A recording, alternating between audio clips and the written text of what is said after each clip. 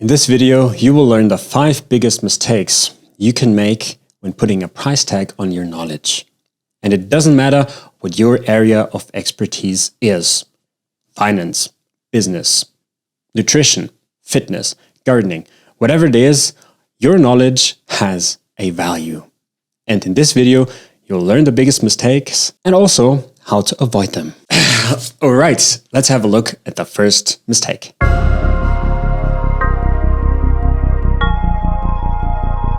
And I see that mistake all the time. People underestimating the value of their knowledge for a couple of reasons. Now, one of the reasons is that you mistake your knowledge with information. Now, information is available everywhere out there. So, for example, you have got knowledge and expertise in nutrition. That means everything you know, you have learned somewhere, and that somewhere is available to others as well. And that means that sometimes we think, well, if I could learn it just like that online or in a course, other people could do that too. Well, yes, that is true. However, by connecting the dots, by being able to not only repeat that information, but putting it into a personal, individual context of the person you want to help, your knowledge already gained some value. Let me try to explain it with some different energetic levels. Let's say your area of expertise is business. And in that area, you have found a very important information. That information is available freely somewhere online. By putting it into a context, for example, for a specific target group, that information already gains in value, and it will have a higher energetic level compared to when you found it online.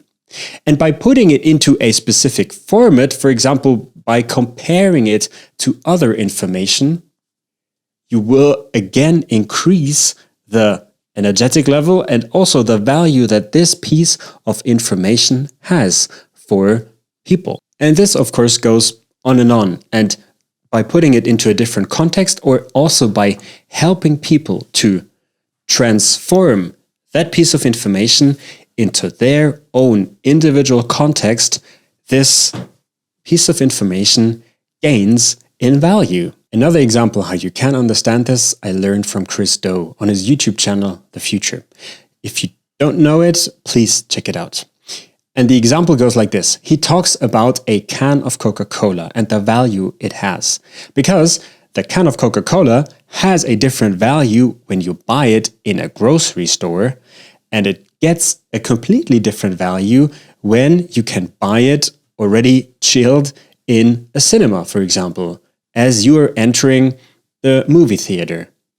And this is very important, that sometimes we think, well, yeah, this information is available somewhere else, so if I found it just like that, well, then other people can find it. Well, while that is true, they might not even find it. They might not even know what questions to ask. And this is how this piece of information gains in value. And you always have to keep that in mind when you put a price tag on your knowledge, because the value that your knowledge has is created in the customer's system, not in your brain. So before you underestimate the value of your knowledge, always think about what your knowledge can do for the customer and how much that is worth.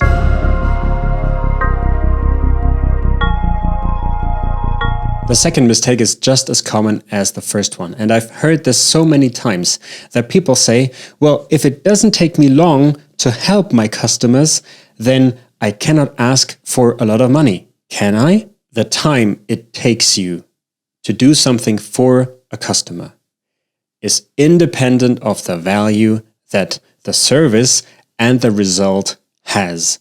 That is extremely important.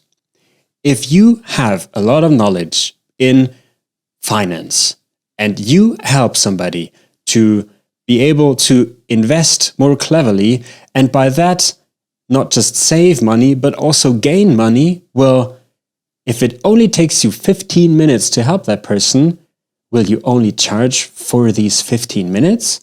Or will you think about in relation to what this person will now be able to make compared to before? And that's not just true for the world of finance. It also works in the world of nutrition, of fitness, of gardening, that what you can do with your knowledge has a specific value. And that value is independent from the time it takes you to do it. And of course, you have to decide between a product and a service, because your knowledge can be turned in both. If you have a product, then of course, you can look at a different price structure and a different price tag as compared to a service. A service can be a lot more individual, then the value is, of course, inherently higher because I can then look at your specific problem, whereas a product will always be a bit lower in value simply because you have got to figure out a lot of stuff by yourself if you're my customer.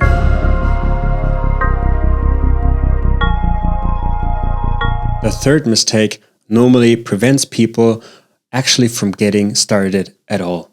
Because you think, there are others who have a lot more knowledge. They know so much more than I do. And what do I know? Well, a lot. And you know a lot more than you actually think you do. And I can guarantee you that there are many people who have a lot less knowledge than you who are making 10, 15, 20 times the money that you are making right now. This was a very, very painful revelation when I learned this, but it is true. It comes down to what you do with your knowledge, what you do with your expertise, whether or not you're willing to turn that into a service or a product. And you are learning on a daily basis in whatever area of expertise you're in and whatever area of expertise you want to monetize. In my case, it has a lot to do with sharing knowledge via videos. And also in your case, it would help to spend some time with people who want to learn that, who want to learn what you're good at. Because if you spend time with them, you will actually realize how much you already know, because you know a lot more than you think you do. And so don't say, there are other people who know more than I do. Spend time with people who want to learn what you can already do, and you'll realize, I know so much. So it makes sense to use that, makes sense to leverage that knowledge.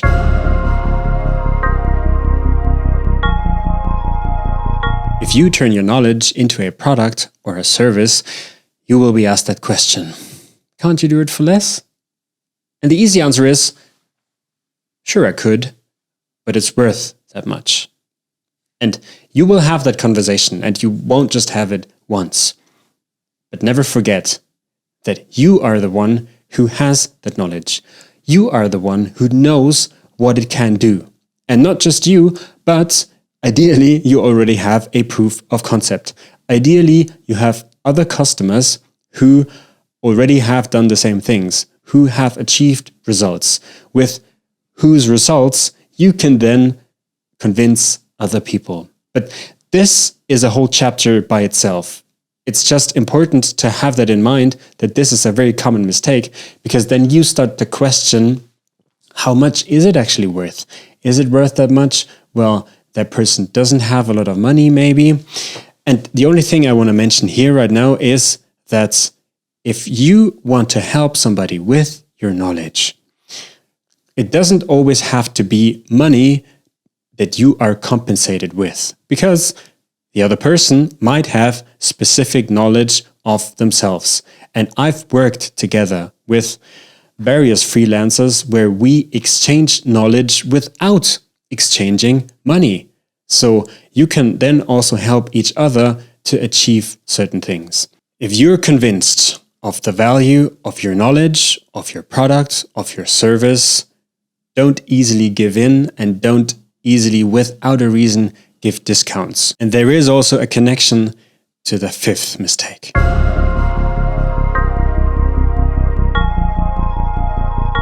This fifth mistake is based on my personal opinion and experience as customer. Because I don't want to be convinced by shady sales techniques, by giving discounts, by, oh look, now it's 30% off and just today, and after that, this is gone. So I personally don't recommend to do that. So let's say you've got a service that you want to offer for $200 and you say, well, maybe I just put a price tag of $250 there and say, this is a limited offer and now it's only $199, whatever. I personally would never do that, and I suggest you don't. That is my personal opinion, simply because I feel never attracted to that. Maybe you do, maybe you don't. How can you avoid this mistake if you're like me? Well, try to convince people with real results.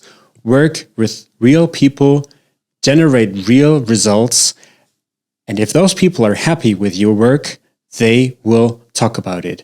They will recommend you to others, and so you can get the ball rolling on both your product and your service.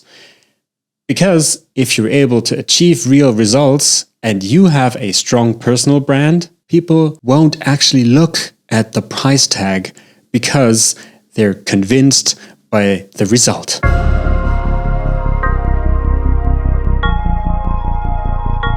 And that's actually a good way to end this video. Because from my point of view, this is the end game.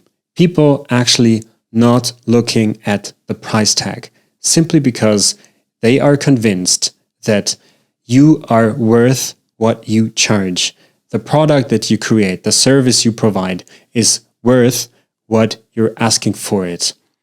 If you have a strong personal brand, if people are convinced of your results, and if they think you can actually deliver on what you promise, well, that's a no-brainer. Simply because they will believe you, they will trust you. And this is something that I'm working towards with everything I do. And if you have taken away value from that video, feel free to tell me in the comments and like, share, whatever it is that you want to do. And we'll talk soon.